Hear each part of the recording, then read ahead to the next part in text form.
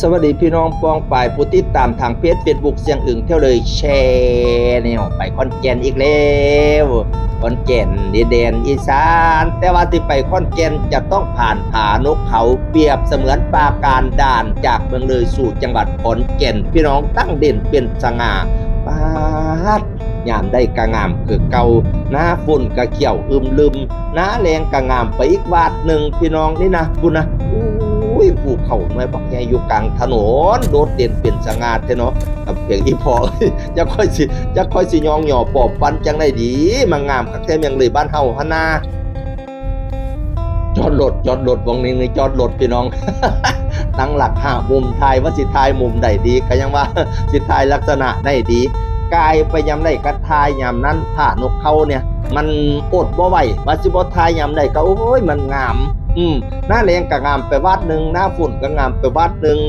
ผ่านกเขาได้แล้วเป็นจุดทำให้เพจเสียงอึ่งเที่ยวเลยได้มีน้าเมตตาในสังคมพอดซูเมอร์นี้ ค่อยผ่านคลิปขย้อนผ่านนกเขาในแล้วพี่น้องคนเข้ามาเบิ่งไล่เข้ามาเบิ่งผ่านนกเขาตอนนั้นนะจนทำให้ผมเพจเสียงอึ่งเที่ยวเลยนี่ถือกันอีหยังก็ถือกันเปิดคาการมองเห็นแล้วก็มีคนเข้ามาติดตามหลายคนเข้ามาเบิ่งหลายจนว่าสามารถสร้างรายได้ได้จากเพจเนื่องจากว่าผานกเขานี่แหละกระยกใส่เท้ายกใส่เกาเท้าใส่หัวจนฮอตซูเบอร์นี้กายเปิ้นยำไหนก็ต้องทายเปิ้นยำนั้นพี่น้องนี่นะจอดทายอย่างดีพวกนั้นนี่นะจอดทายแล้วก็มุมดูมุมต่างๆพี่น้องมุมซ้ายแน่กว่าแน่มุมใดก็งามเบิดเบาขึ้นผ่านนกเขานะผู้ใดมาก็สะอ่อนถ่ายมันว่าใหญ่คักแท้สะอ่อนแท้งามแท้อ่อนสอนทางอื่นทางเข้ามาเมืองเลยแล้วผ่านด้านผ่านนกเขาเนี่ยพี่น้อง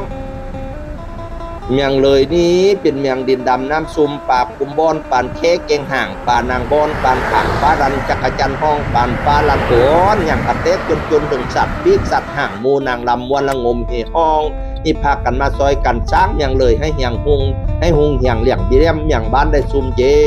นไผ่ว่าเมืองเลยแรงยักจูงแขนมันมาเบิงต้นอย่างอย่างสวยรวยต้นกล้วยอย่างใส่ลายมันสิไปแรงบนจังใดไผ่ว่าเมืองเลยเสายักจูงแขนมันมาเบิงผ่านกเขาอย่างตั้งอยู่เจินเทินกูกระดึงอย่างตั้งอยู่เจินเทินมันสิเสาหลบบนใดโอ้ยสวยงามพระรามแปดพี่น้องสวยงามตามท้องเรื่องตะกี้ข้าเจ้าว่ามันสิมีไก่งอยหินเนี่ยซบเพิ่นเนี่ยยาวกว่านี้แล้วมันตกลงประมาณปี 2,500 เท่าไหร่500 กว่านี่แหละเขาว่ามันตกลงแต่ก่อนมันจะมีกระยอนปากกระยอนหินยาวกว่านี้ว่าซั่นผ่านของเขานะแต่ก็งามคือเก่าแล้ววะเดี๋ยวนี้ก็งามคือเก่าไปแล้วเด้อสิขี่รถข้ามดินแดนเมียงเลยสู่ดินแดนขอนแก่นแล้วเด้อสู่ดินแดนชุมเพแล้วดิข้ามแม่น้ำพองไปก็แม่นเขตจังหวัดขอนแก่นพี่น้องแต่ว่าจุดกลางๆผานกเขาแต่ถ้าเราไปดูจาก Google Map นะกลางๆผานกเขานี่เป็นยอดผานกเขานะมันสิแบ่งกันก็ระหว่างดินแดนขอนแก่นครับดินแดนเมืองเลยนะแต่ว่าจุดทางพื้นนี่น้ำพองเป็นตัวกั้นเนี่ยน้ำพองเนี่ยเขต